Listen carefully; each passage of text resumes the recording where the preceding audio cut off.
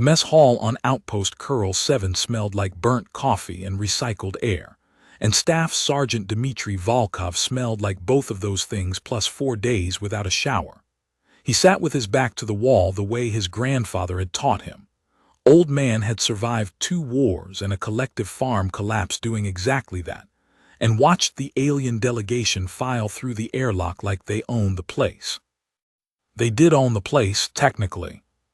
The conquered of 7 races owned everything past the heliopause, and humanity had been renting its corner of the galaxy for 11 years now, ever since first contact, ever since the handshakes and the treaties and the slow realization that the universe was enormous and full of things that looked at humans the way humans looked at interesting beetles. Volkov wrapped both hands around his mug and watched the Keth diplomat sweep his robes past the human tables without a glance. The Keth were tall, jade-skinned, and beautiful in the way that old architecture was beautiful, symmetrical, and cold, and designed to impress. Behind the diplomat came 4 assistants, a security escort, and at the very back, almost an afterthought, a girl. She wasn't Keth, that was the first thing. She had their coloring roughly, that same jade-green undertone under brown skin, but she was shorter and her ears were wrong. They folded flat against her skull in a way Keth ears never did, a recessive trait from some older bloodline, something the court geneticists had been breeding out for 3 generations. She wore the livery of the Keth household, pale gray, high collar, the delegation's crest stitched above her left breast, but it fit her the way borrowed clothes fit, which is to say it didn't. She was looking at the floor. Volkov noticed her because she was the only one in the delegation who noticed the coffee. Not to drink it, she glanced at the pot on the human table with a kind of tired recognition that he associated with people who'd been awake too long and knew more work was coming. Then she went back to looking at the floor and followed the delegation into the negotiation room. He went back to his coffee and didn't think about her again for 6 hours. He thought about her on and off for the next 3 days. This was unusual. Volkov was not, by nature, a person who thought about things that didn't require immediate action.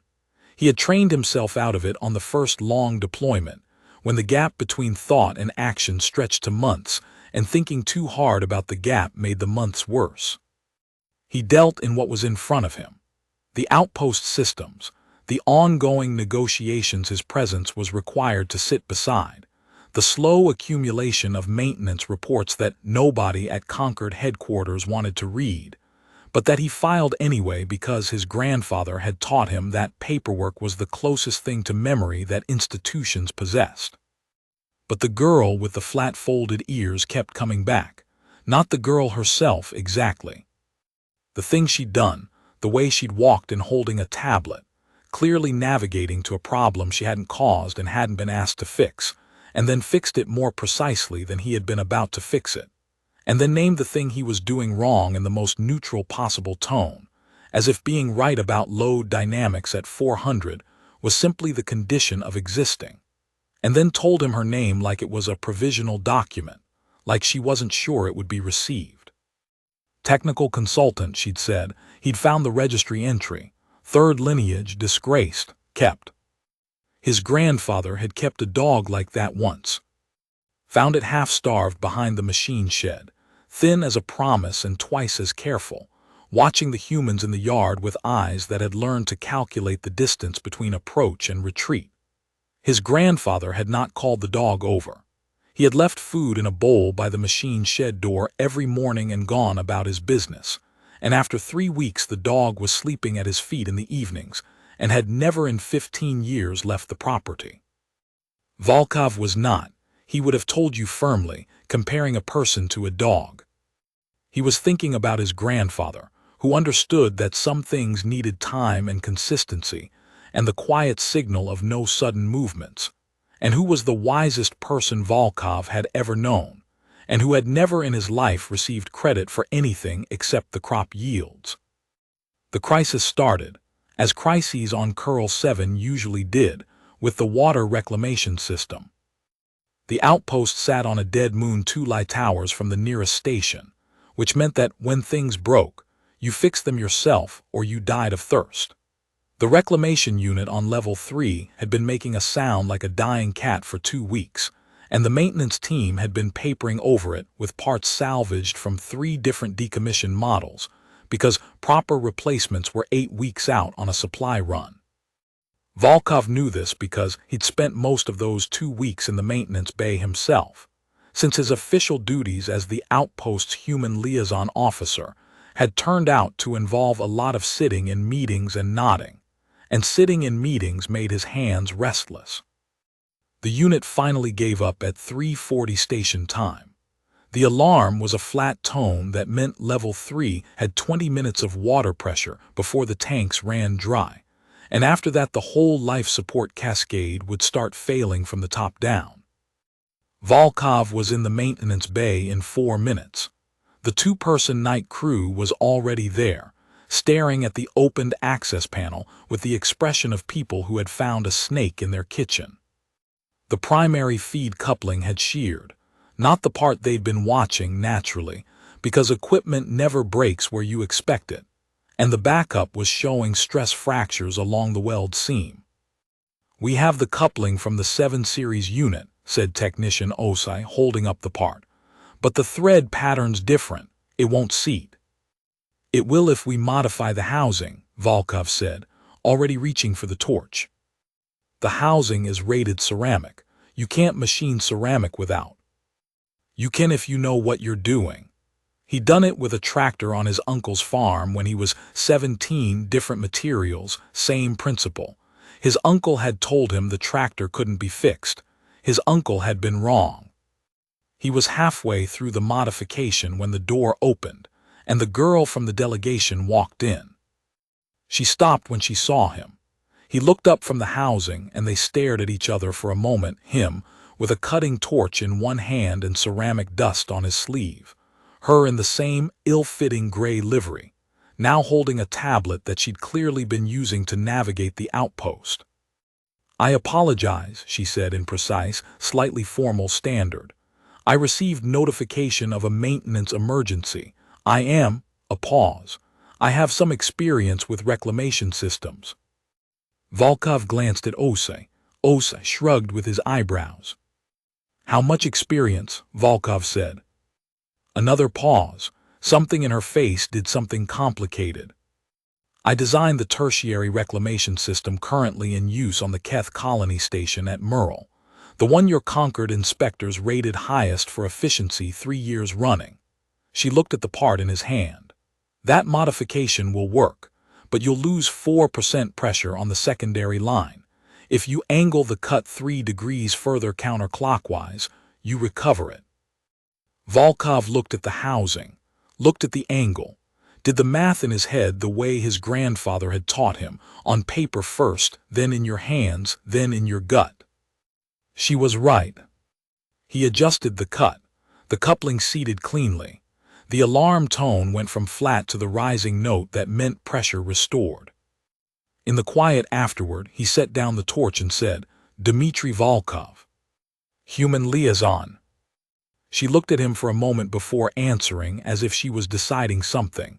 "Sira, I am the delegation's," another pause, "technical consultant." It was not, he would learn later, entirely true. Her full name, which she did not offer and which he found in the diplomatic registry the next morning, was Saravath of the 3rd lineage, which was the Keth way of saying that she was of royal blood, and also that the royal line in question had been disgraced 4 generations back and absorbed into the main household as servants. The 3rd lineage had been bred for engineering. The main Keth line had been bred for diplomacy and war. When the 3rd lineage's skills were needed, which was more often than the diplomats liked to admit, they brought Sira. The rest of the time, she looked at the floor. Volkov found her in the maintenance bay again the next morning, this time by choice. She'd pulled up the outpost's full system schematic on a tablet and was sitting cross-legged on the floor making notes. She didn't look up when he came in, and he decided not to make her. He sat down on the opposite side of the room with his coffee and the structural report he'd been putting off, and they worked in silence for an hour. It was the most comfortable silence he'd had in 6 months on Curl 7. He had been on Curl 7 for 6 months and 3 days, and in that time he had conducted 42 formal liaison meetings, attended 11 Concord briefings, filed 37 maintenance reports, repaired 2 major and 7 minor systems failures, and had approximately 4 conversations that he could describe as something other than procedural. The Concord was excellent at procedure. It was less excellent at the kind of conversation that happened when 2 people were trying to solve the same problem in a small room at odd hours, without any particular agenda. The outpost ran on a skeleton crew, 12 humans, 3 Keth technical staff who rotated in and out, and a pair of Vreth observers who were officially monitoring compliance with some treaty clause and unofficially, Volkov suspected, very bored. The humans kept to themselves. The Keth staff kept to themselves. The Vreth observers kept to themselves and occasionally to each other in a rapid clicking language that the translation system rendered as a stream of administrative vocabulary with occasional emotional markers that the system classified as sardonic. Volkov had made one attempt at social integration in month 2 and concluded that Curl 7 was a place people came to do their work and go back, not a place people came to know each other. Which made the silence in the maintenance bay, with the woman sitting cross-legged on the floor and making notes on a tablet and not explaining herself, unexpectedly easy. "Your support struts on level 2 are showing metal fatigue," she said eventually, without looking up. "I know. Requisition for replacement parts has been in the queue for 4 months. "That is," she stopped. "A long time," he agreed. "Yes. On Merle, we would have replaced them within the week. On Merle, you have a full engineering core and a supply depot 3 hours out. We have me and Technician Os, and whatever we can find in the salvage locker." She looked up then, and he realized she wasn't judging. She was doing the same calculation he'd been doing for 4 months. What you have, what you need, what you can build between the two. "What do you have in your salvage locker?" she said. He told her. She was quiet for a moment. Then she said, "I think I can work with that." They spent the next 4 hours in the maintenance bay. She had never worked with human materials before. He had never worked with Keth engineering standards, which were rigorous in ways that made him feel simultaneously inadequate and deeply impressed. They disagreed twice, once about load distribution, once about whether a jury-rigged crossbeam would hold under thermal stress, and both times they were both partly right, which led to a third solution neither of them had thought of alone. At the end of it, the level 2 struts were stable, not ideal, but stable. "You are very good at this," she said, in a tone that suggested she hadn't entirely expected to say it. "My grandfather ran a collective farm for 30 years with half the equipment it needed," Volkov said. "You learn to make things work with what you have or things stop working." She was quiet for a moment. Then, carefully, "My mother ran the water system for a colonial settlement when the Empire's supply ships stopped coming, for 2 years, alone." He looked at her. She was looking at the crossbeam they'd built together. "What happened to the settlement?" he asked. "It survived," she said. "She did not." He didn't say anything. He'd learned from years on outposts and 6 months on Curl 7 that there were moments when saying nothing was the only honest thing you could do. After a while she said, "The Keth delegation leaves tomorrow." "I know. I will go with them. I know." She stood up and brushed the metal dust off her livery. At the door she paused without turning around. "The secondary reclamation feed. There is a similar stress pattern developing in the coupling on level 1. You should watch it." "I'll watch it," he said. She left. He sat in the maintenance bay for a while, doing math in his head that had nothing to do with struts or couplings. The thing about the Concord of 7 races was that it operated on a principle of visible value. If you could be seen to contribute, you were protected. If you could not be seen to contribute, If your contribution happened in the small hours in maintenance bays, if it kept quiet things running quietly, you were not. Volkov learned this slowly, the way you learned most important things, through reports filed and ignored, through patterns noticed and dismissed, through conversations overheard between diplomats who had forgotten there was a human in the corner. The Keth delegation returned to Kurl 3 months later for a second round of negotiations. He knew they were coming 4 days in advance because the pre-arrival logistics report crossed his desk, and he read everything that crossed his desk. Another habit from his grandfather. Know what's coming before it arrives, because what arrives is already past the point where you can prepare for it. He noted the delegation's composition. The same ambassador, 4 assistants, 3 new security staff, and 1 technical consultant, same name. And then he went and checked the level 1 reclamation coupling he'd been watching since she'd mentioned it. The coupling was holding. He replaced the gasket anyway. When the delegation came through the airlock, he was in the loading bay managing the supply inventory that had arrived on the same transport, which was technically not his job but was the kind of task that got done by whoever was available. He saw the delegation file past the bay door. The ambassador, the assistants, the security staff. And at the back, the same gray livery, slightly better fitting than 3 months ago, which meant someone had bothered to adjust it or she had done it herself, which was exactly the kind of detail he noticed and filed away without quite deciding why. She glanced at the bay door as she passed. Their eyes met for about a second. She gave him a small nod that managed to say quite a lot in the space of a small gesture. I remember the crossbeam. I checked level 1 like you said. Things are running. He gave her a nod back that said something similar, and they went their separate ways. He started leaving coffee in the maintenance bay around the time the delegation usually broke for mid-session. A full pot, in the kind of insulated carafe that stayed hot for hours, because he didn't know exactly when she'd be able to get away, and he didn't want her to have to choose between the meeting and the coffee. He left a second mug beside it, which was deniable. He had 2 hands. It was reasonable to bring 2 mugs, but was also, he thought, clear enough to a person who read engineering schematics for a living. She started drinking it. She never mentioned it. He never mentioned it. It was, he thought, the most efficient form of communication he'd managed on Kurl 7. They didn't talk much at first. They worked. She was helping him redesign the outpost's thermal regulation system, which had been built by the lowest bidder and showed it, and he was helping her with a translation problem she'd been stuck on for weeks. A certain set of Keth engineering concepts that didn't map cleanly into standard and kept getting garbled when the main delegation used them in treaty discussions, which was causing confusion that would eventually cause problems.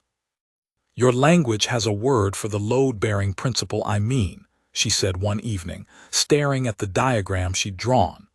But it implies rigidity. What I mean is the opposite, a structure that holds because it gives way in exactly the right places. Volkov thought about it. Resilience, he said, or maybe flexibility, or, he paused. My grandfather used to say a good fence post doesn't stand straight because it's stiff. It stands straight because it knows which way the wind is going to push. She stared at him. Then she wrote something on the diagram in Keth script. That, she said, that is exactly the word I needed. He looked at the characters she'd written. What does it say? Approximately, the wisdom of giving way. She paused. We have used it in bridge design for 800 years. I did not know humans had a version. We have a version of most things, he said. We just found them slower. Something in her face shifted, not quite a smile, but the architecture of one, the load-bearing structure beneath it. The ambassador does not believe that. He believes humans are. She stopped. He is not always wrong about many things. But about that. She looked at the thermal regulation diagram. About that, she said carefully, I am beginning to have questions.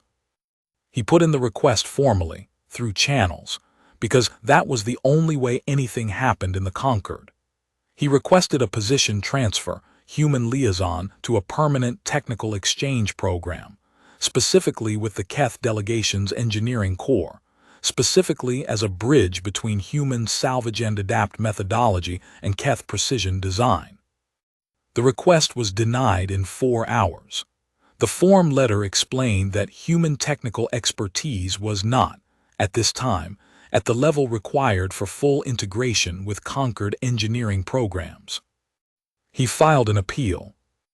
The appeal noted, specifically, the Level 2 struts, the thermal regulation redesign, the reclamation coupling on Level 1 that he'd caught and repaired before it failed, and the fact that Outpost Curl 7 operational efficiency had gone up 11% in 3 months, which the outpost commander had mentioned in a report, and which he had, through significant personal effort, gotten the attribution attached to.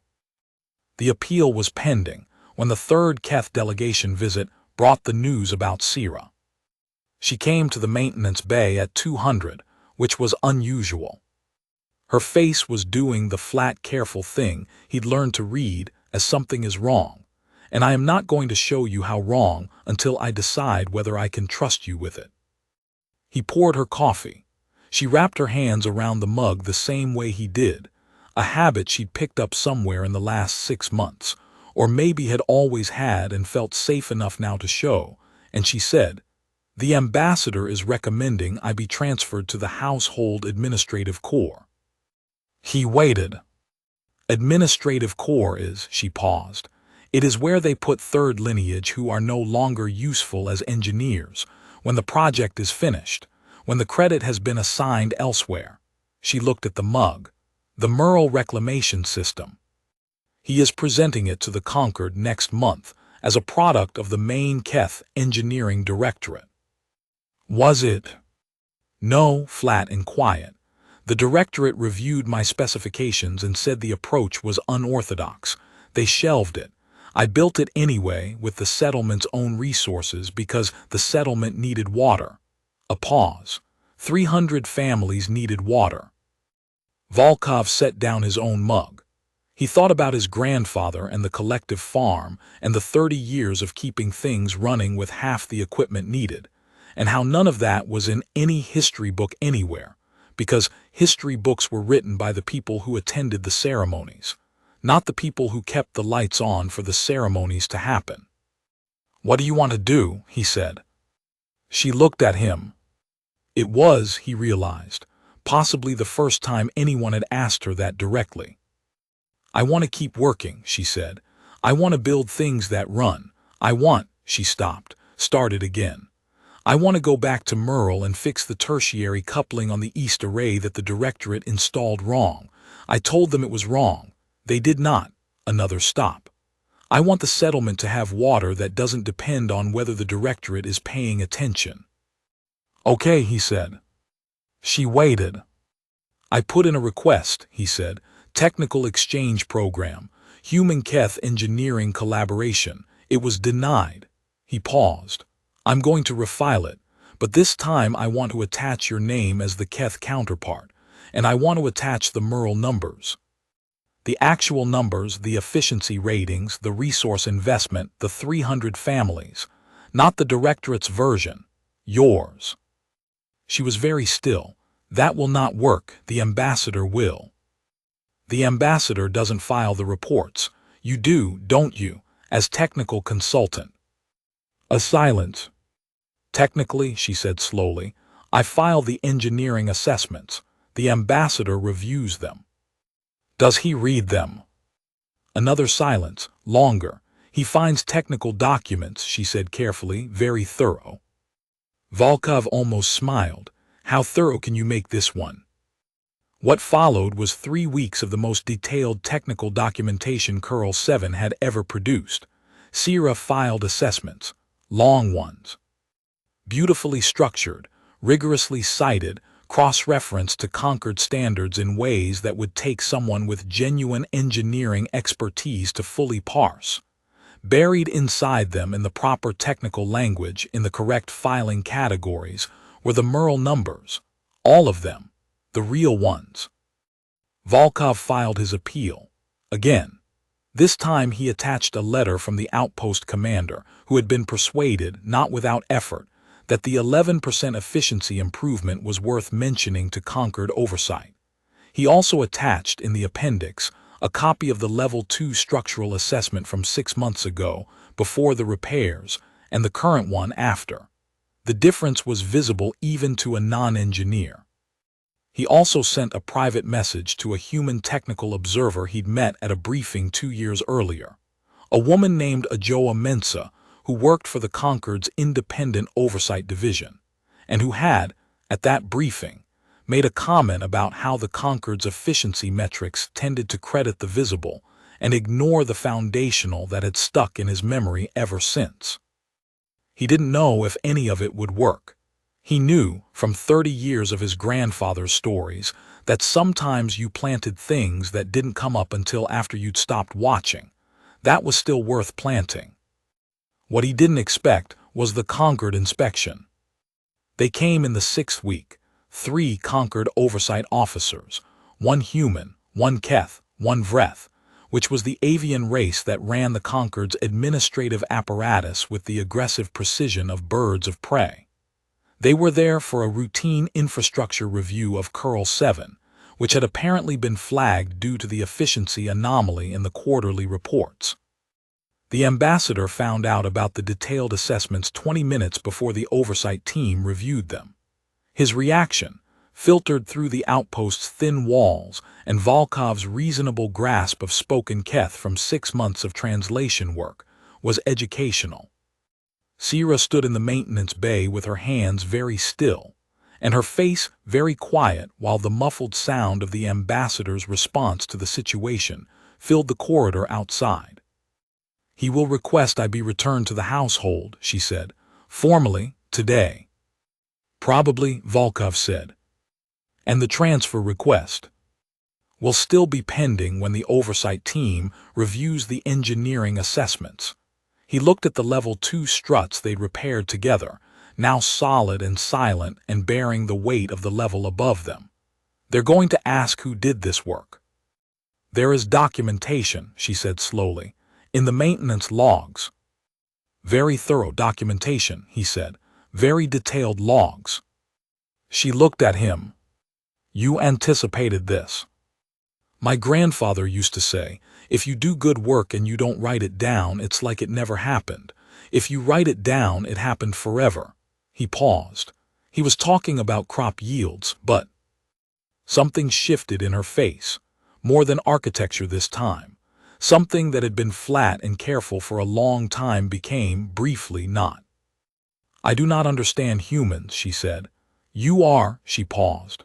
"The Concord has assessed your species as technologically developing, socially fragmented, politically inconsistent. The ambassador." "I know what the ambassador says about humans." "He is not wrong about the inconsistency." A pause. "But he is," she stopped. "He has never been in a maintenance bay at 200. He does not know what." Another pause longer. "He has never needed the water to work badly enough to build the system himself." Volkov thought about Merle, about 300 families, about his grandfather's farm and the 30 years of quiet keeping on that no history book had mentioned. "No," he said, "he hasn't." The oversight review took 4 days. On the second day, the human officer, a compact, precise woman who moved through the outpost like she was cataloging everything simultaneously, asked to speak with the technical staff who'd filed the engineering assessments. Volkov was in the meeting. He'd arranged to be in the meeting. He sat in the corner and didn't say much. Sira sat across from the oversight officer and explained, in clear and carefully precise standard, the Merle reclamation system.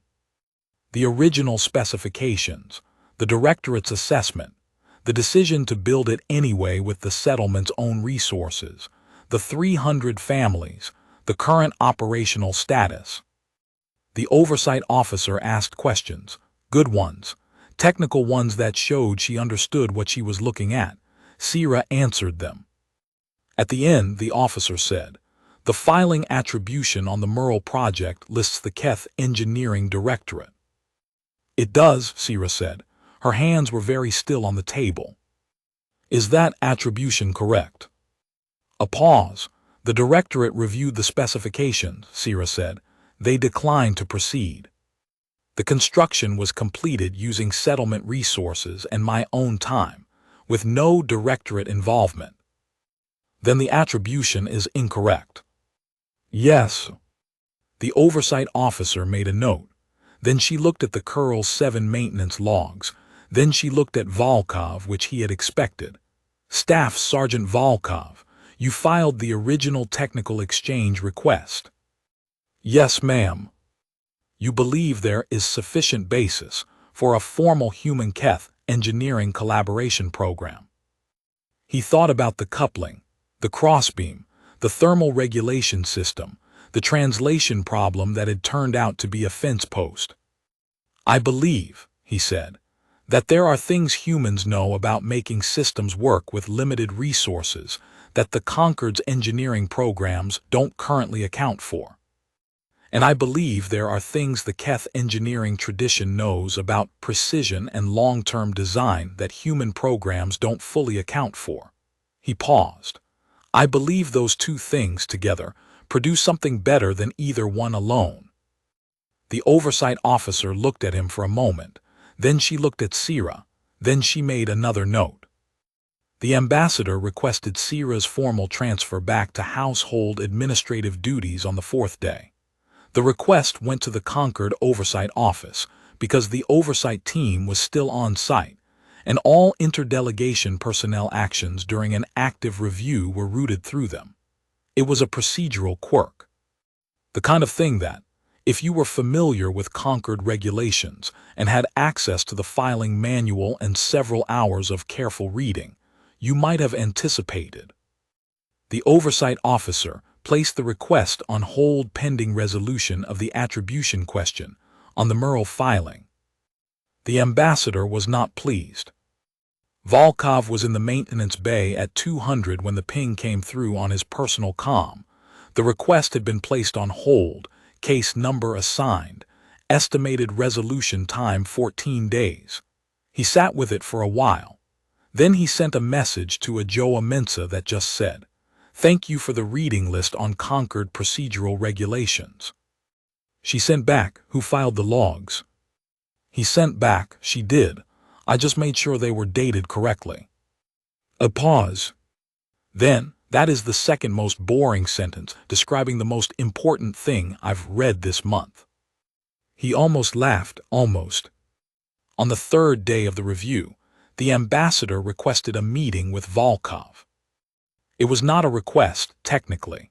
It was a summons.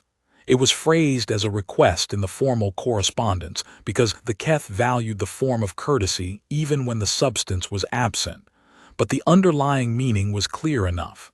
You have been inconvenient, and I am going to tell you so in a setting that establishes who has the larger room.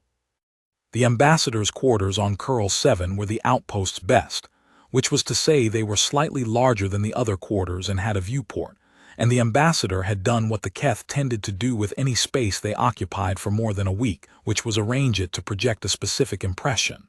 There were 2 chairs. One was near the viewport, positioned to catch the light. The ambassador stood near it. The other was positioned to face him a little lower and caught no particular light. Volkov sat in the lower chair without being asked and watched the ambassador decide whether to react to this. The ambassador decided not to react to it. He was very good at his job, which was almost all that Volkov knew about him for certain. He had the stillness of a person who had been in more difficult rooms than this one, and had learned that stillness itself was a tool. "You have been filing requests," the ambassador said. His standard was perfect and slightly cold, the way the language sounded when spoken by someone who had learned it as a diplomatic instrument rather than a native tongue. "Several requests," Volkov agreed. "On behalf of my household's technical staff. On behalf of a technical exchange program that would benefit the Concord." He paused. Your household's technical staff is the Keth side of that program. That's why their names are in the filing. The ambassador was quiet for a moment. You are a liaison officer at a minor outpost. Your mandate is to facilitate communication between human and conquered representatives. It does not extend to efficiency improvements, Volkov said, structural repairs, reclamation system maintenance. He kept his voice level. My mandate is to ensure this outpost operates effectively and to represent human interests in interspecies coordination. The technical exchange program falls inside both of those things. It reaches into Keth, internal personnel matters. It reaches into conquered program development, Volkov said. The attribution question on the Merle filing is a conquered matter. The oversight team agrees. The ambassador looked at him.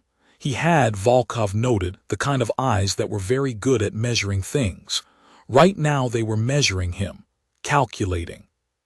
You are not doing this for efficiency, the ambassador said. It wasn't quite an accusation. It was more like a hypothesis being tested.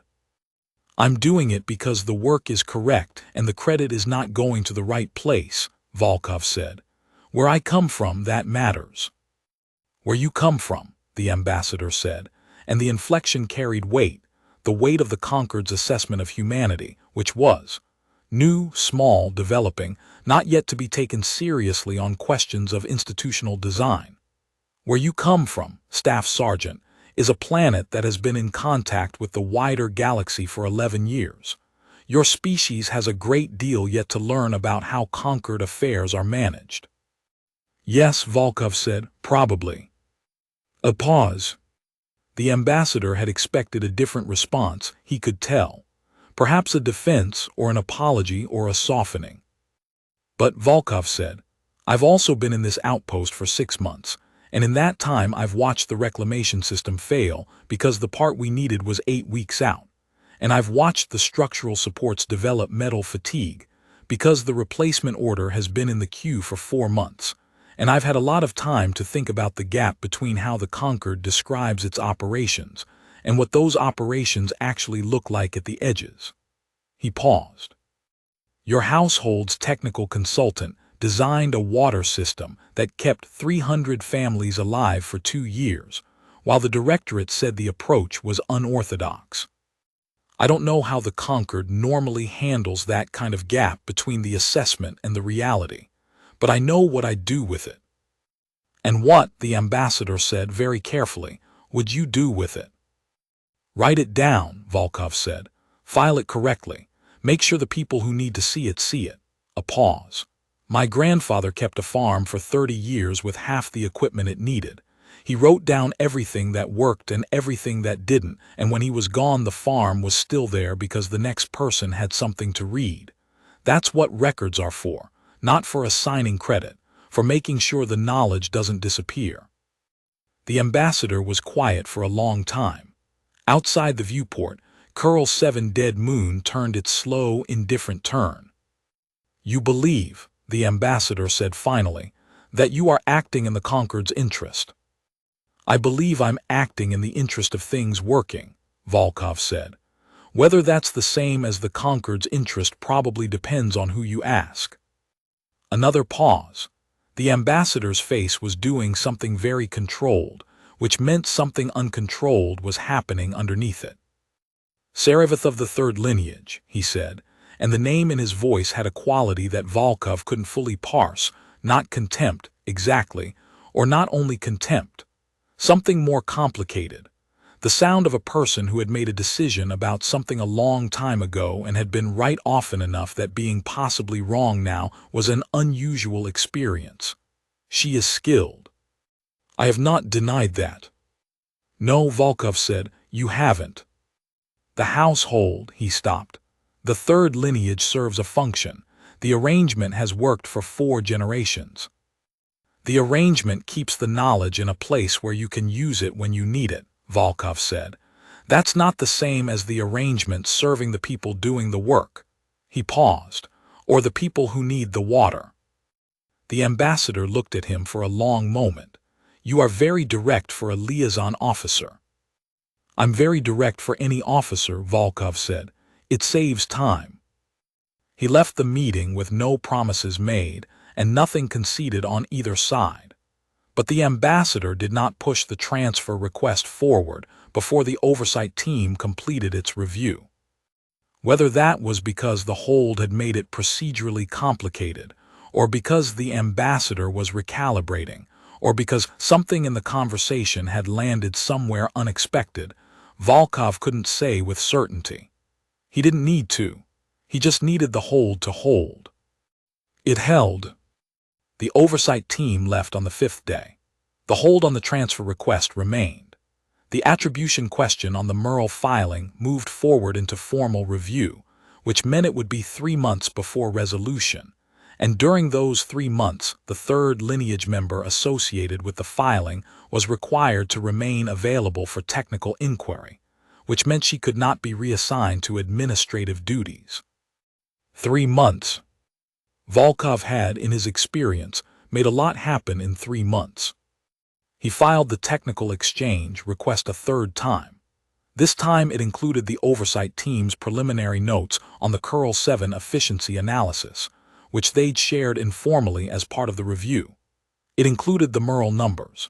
It included a detailed breakdown of 5 specific innovations developed during the Curl 7 repair period, each one citing both human and Keth methodology, each one demonstrating what happened at the intersection. And it included something he'd been working on for 6 weeks, a formal analysis of why Curl 7 outpost design, like most conquered outpost designs, failed under resource scarcity conditions, and what a hybrid human-Keth engineering approach would have built instead, with schematics, with cost projections, with projected efficiency improvements. Sira had reviewed the schematics. She'd made 11 corrections, all of which made the design better. She'd added a note in the margin of page 7 in her precise handwriting that said, "The load distribution on the secondary array is unorthodox. It will work. See Principle of Resilience, Standard Engineering Literature." He'd left the note in. He'd cited it as a source. The request was under review when the news came from Merle. The tertiary coupling on the east array, the one Sira had told the directorate was wrong, the one they hadn't fixed had failed. Not catastrophically. The settlement's water system was Sira's design, and her design had redundancies, had the structural equivalent of giving way in exactly the right places, and the backup systems had caught it. But the failure had triggered a full system review, and the review had found 3 additional problems that the directorate's maintenance team had introduced during their last inspection. The settlement administrator filed a formal complaint with the Concord. The complaint requested, specifically, that the original designer be involved in the repairs. The complaint was filed on a Tuesday. By Thursday, it had been forwarded to the Oversight Division, where Ajoa Mensa had been waiting for exactly this kind of paperwork, the way a careful farmer waits for the right weather. On Friday morning, Volkov got a message from Mensa. "Your request has been escalated to full review. There's a flag on it. Someone senior is paying attention." He forwarded the message to Sira without comment. She sent back, "The East Array coupling, I told them." He sent back, "I know." A pause, then, "They will still try to reassign me." He sent back, "Yes, they'll try." Another pause, longer, then, "Why are you doing this?" He sat with that question for a while. It was a reasonable question. By any Concord metric, by any calculation of visible value and political positioning, this was not his fight. The human liaison officer at a minor outpost had no natural stake in the career trajectory of a disgraced lineage Keth engineer. The ambassador had made clear, through channels, that human interference in internal Keth delegation matters was not appreciated. Volkov's career prospects within the Concord structure were, if he was honest, not improved by any of this. He thought about his grandfather, 30 years of keeping the farm running. Half the equipment, none of the credit, never the history books, Just the farm, still standing, still producing, long after most people had stopped believing it would. He typed, because the work is good. Because you do it well. Because the settlement needed water and you made sure they had it. Because those are the reasons things should work and mostly they don't, and when they do someone should say so. A very long pause. Then, that is a very human reason. He typed yes. Then, after a moment, is it wrong? The longest pause yet. Then no, it is not wrong. It is a pause within the pause. I do not have a word for it in Keth. I think possibly Keth does not have a word for it. He typed, my grandfather called it decency, but he was a farmer so his vocabulary was limited. The reply came quickly this time, a farmer from Riazan. He blinked, typed, how did you know? You said once. He ran a collective farm. A pause. My mother spoke of collective farms, the ones in the old earth records. She found them a pause. She found the principle interesting, that everyone puts in what they can and takes out what they need. She tried to run the Merle settlement on a similar basis. Did it work? Yes, the directorate found it inefficient. A pause. Efficiency, asterisk she added, is a word that means different things depending on what you are trying to preserve. Volkov sat back. Outside the maintenance bay, the outpost hummed with its repaired systems, its reinforced struts, its redirected thermal feeds, all the small invisible things that kept the lights on and the water running and the people inside alive and warm. Yes, asterisk he typed, it does. The formal review took 3 months and 11 days. During that time, the East Array on Merle was repaired, Sierra's specifications, her oversight, remote managed from Curl 7 through a technical consultation arrangement that the Oversight Division had approved as a provisional measure while the review was ongoing. The 3 additional problems the Directorate's team had introduced were corrected. The settlement administrator sent a message to the Concord Oversight Division that was, by the standards of administrative correspondence, unusually warm. The attribution on the Merle filing was corrected. The Keth Engineering Directorate was noted as having reviewed and declined the original proposal. Saravath of the third lineage was listed as designer and construction lead. The technical exchange program was approved. Not the small version Volkov had originally requested, but a larger one, a formal Concord-level program, Human-Keth Collaboration, officially titled the Hybrid Systems Integration Initiative but called, by everyone who worked in it, something considerably less formal. The program's charter cited the Curl 7 efficiency analysis and the Merle case as founding examples. Sierra was listed as the Keth program lead. Volkov was listed as the human program lead. Both appointments were contingent on the ambassador's formal agreement, which was given, not warmly, not graciously, but given, because the alternative at this point was explaining to Concord Oversight why the Keth delegation objected to a program the Concord itself had just approved. The ambassador found technical documents very thorough. There was a moment, about 8 months into the formal program, when the galaxy noticed that something unusual was happening. The moment was not dramatic. It did not involve a speech or a ceremony or a battle won against overwhelming odds. It involved a quarterly resource efficiency report from 17 Concord outposts that had implemented elements of the hybrid systems integration approach, and a Vreth administrative officer who processed the report, and then, in an action highly unusual for a Vreth administrative officer, sent it back up the chain with a personal annotation. The annotation said, in the Vreth's characteristic administrative vocabulary, but with an emotional marker the translation system classified as genuinely puzzled. These numbers do not reconcile with the resource inputs. Please verify. If verified, please explain. The explanation took 3 months to compile. It went to 6 levels of Concord oversight before it resolved into something people could understand. And what it said, essentially, was, The outposts that had stopped treating limited resources as a failure condition and started treating them as a design parameter were performing at levels that the standard models hadn't predicted, because the standard models had been built around the assumption that sufficient resources would always be available if you planned correctly, which had never been true for humans and had not been true for the third lineage of Keth, or the settlement communities of Merle, or the 12 other contexts in which the hybrid approach had emerged independently and gone unrecorded because the people doing it were the kind of people who looked at the floor in diplomatic corridors. The Vreth officer, whose name was Kethavel 7 of 12 in the Vreth naming convention, which organized individuals by administrative function rather than lineage, a system Volkov found clarifying, requested a meeting with the program leads.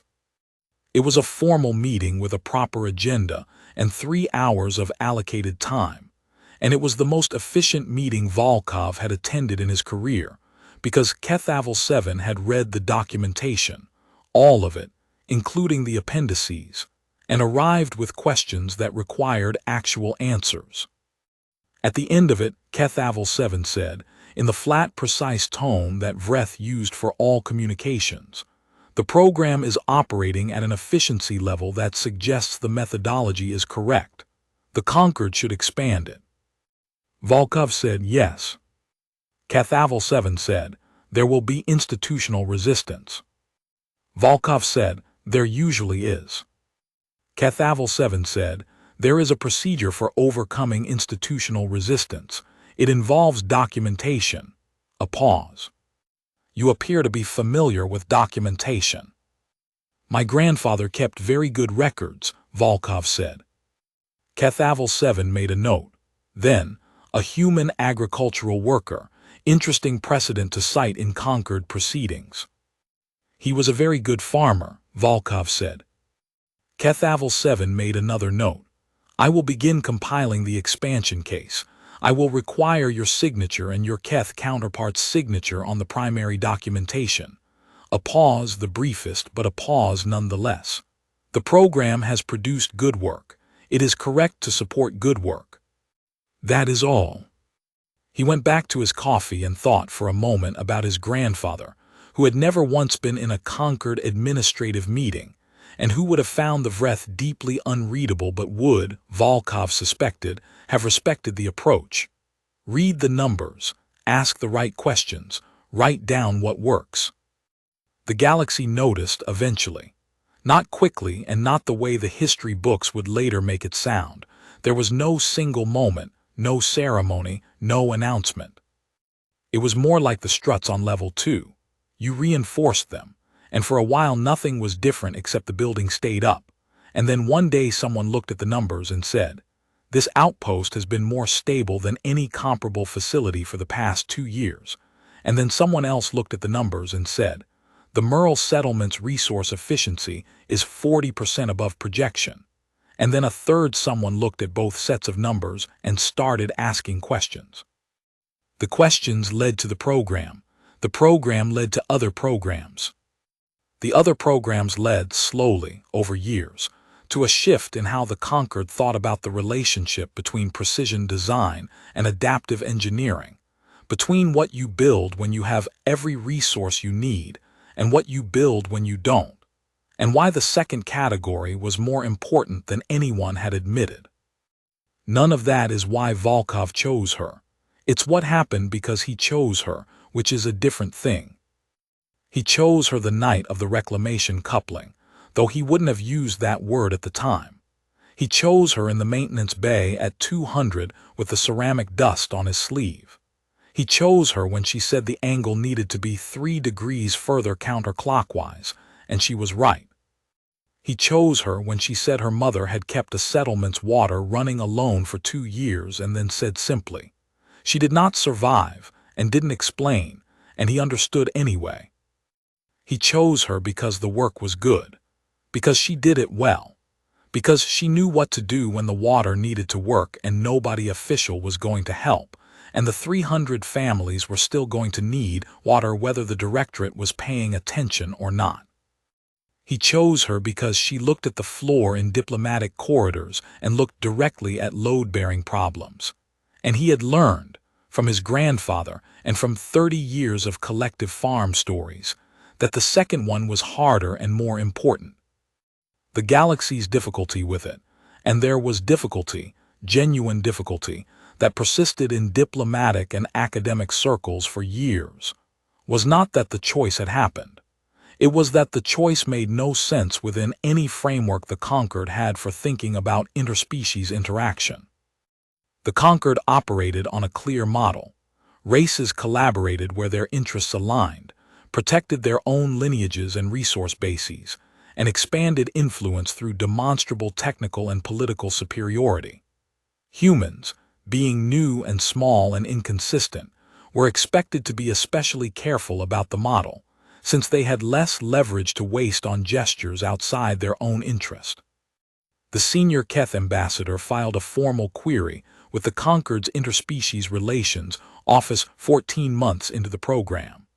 The query asked, in the precise formal language of diplomatic correspondence, whether the Conquered had a policy on human liaisons involving themselves in the internal personnel matters of allied delegations. The implication was clear. The query was also, from a regulatory standpoint, 4 months too late to matter, which the ambassador had either not accounted for or had accepted as the cost of stating his position for the record. The Interspecies Relations Office responded with a citation to the relevant treaty clause, which covered it, and a note that the matter had been resolved through proper oversight channels, and a second note that the program resulting from the matter had been positively assessed by the Conquered administration. The response did not address the ambassador's underlying question, which was not really about regulation. It was about why. Why had a human liaison officer, one individual, at a minor outpost, with no political capital to spend and no obvious gain, decided that what happened to one disgraced lineage Keth engineer was worth the investment? Why had he kept filing requests that got denied? Why had he sent a message to an oversight officer he'd met once at a briefing? Why had he left coffee in the maintenance bay for 6 months without mentioning it?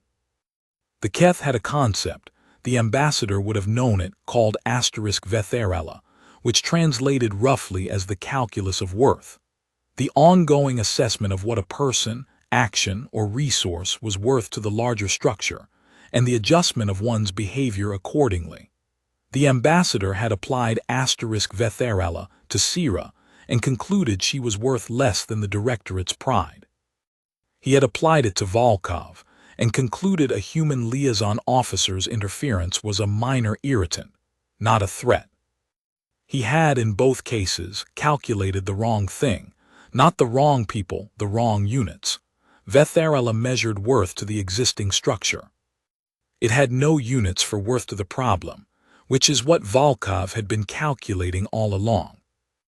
The ambassador, when asked later, in an interview for a Conquered historical archive, years after all of this, said he had never understood why the human soldier had chosen to involve himself in a Keth internal matter. He said it had seemed, at the time, politically illogical. Ajoa Mensa, in her own interview for the same archive, said, "He chose her because she was right. That's the thing about humans.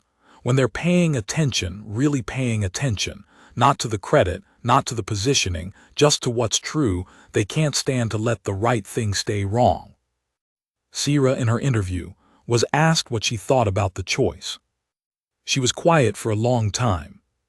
Then she said, "He left coffee in the maintenance bay every day for 6 months. He never mentioned it. He just left it there in case I needed it." A pause. "I had worked in 12 facilities before Curl 7. No one had ever done that." Another pause. "The Keth have 800 years of bridge design. We have the wisdom of giving way. We do not have." She paused a final time. And in the archive recording, there is a quality to the silence that anyone who has sat in a maintenance bay at 200, with a mug of burnt coffee and a person they were beginning to trust would recognize instantly. "We did not have a word for that," she said. "We do now." the west corridor of the Hybrid Systems Integration Initiative's main facility, which was built on Merle 3 years after the program's founding, and which used a structural design that had emerged from the Curl 7 efficiency analysis, had a particular quality in the evenings. The light came through the viewport at a low angle, the way light does when it's traveling a long distance before it reaches you, and it caught the metalwork in a way that showed the grain of the alloy. A hybrid alloy, human-sourced material worked to Keth tolerances, which was not supposed to be possible according to the Directorate's initial assessment, and which turned out, under load, to be stronger than either component alone. On the wall outside the main engineering bay, there was a small plaque. It listed the founding principles of the initiative in 3 languages, Standard, Keth, and a third that was still in the process of being formalized, the hybrid technical vocabulary that the program's engineers had been developing for 3 years, the one with a word for resilience and precision, and a word for the wisdom of giving way, and most recently, a word for the thing Sira had said in the archive interview that Keth did not have a word for. The word they'd settled on was a loan from Standard, modified to fit Keth phonology, and it meant, approximately, the act of leaving the coffee. It was in the technical vocabulary because it described a principle they'd found themselves citing repeatedly in engineering discussions. The idea of building in excess capacity, not because you calculate that the excess will be needed, but because you understand that need is not always calculable, and that the cost of the excess is almost always less than the cost of its absence. The principle had improved 17 structural designs in 3 years. Volkov, when someone pointed this out to him, said, "My grandfather would have called it keeping a spare part." Sira, standing beside him, said, "Your grandfather was a very good engineer." He looked at the plaque, at the alloy in the wall that was stronger than either component alone, at the evening light coming through the viewport from a long way off, the way light does when it's crossed a significant distance to reach you. "He was a farmer," he said. "Yes," she said, "I know." Outside the viewport, Merle's agricultural plain stretched to the horizon, the settlement his grandfather had never seen, the water system her mother had built and not survived to see running, the 300 families' children growing up in a place that worked because someone had decided, at 200 in a maintenance bay, that it was worth making work. The facility behind them was quiet at this hour. The engineering teams had gone to their quarters. The day shift's work was cooling in the fab bay, new components for the northern extension still catching the smell of fresh alloy. Somewhere in the building, Keth Aval 7 of 12 was almost certainly still at a desk, processing reports with the relentless administrative focus that Volkov had come to find, against all expectation, deeply reassuring. In 3 years of working with the oversight officer, he had never once found an error in a document Keth Aval 7 had reviewed. He had found 3 errors in documents Keth Aval 7 had later reviewed and annotated, along with the corrections, without comment, as if errors were simply information and information was simply what you did with next. Sira had said once, after a particularly long meeting with the administrative corps, that Keth Aval 7 was the most useful individual in the program. Volkov had said he thought she was being modest. She had said she was being precise, and that modesty was a different and less useful quality. He had said his grandfather had been modest, and she had said his grandfather had also kept very good records, and perhaps those were not unrelated. He had thought about that for 3 days before concluding she was right. The program had 37 active staff now, across 4 facilities. It had produced 62 documented hybrid design innovations, of which 19 had been adopted as Concord standards. It had a waiting list of engineers from 11 species who wanted to join, which had required the creation of a formal application process, which had required documentation, which Keth Aval 7 had drafted in a single afternoon with the calm efficiency of someone who had been waiting for the opportunity. None of that, Volkov thought, was why any of it had happened. It had happened because of a coupling at 200, because of an angle that needed to be 3 degrees further counterclockwise, because of coffee in a carafe in a maintenance bay, and a woman who looked at the floor in diplomatic corridors and looked directly at load-bearing problems, and a long chain of paperwork filed correctly and on time and in the right formats, and a Vreth administrative officer who read the appendices, and an oversight request that landed on the right desk. Because of his grandfather's fence post, which had nothing to do with any of it and everything to do with all of it. The light traveled the long way to reach them. It reached them anyway.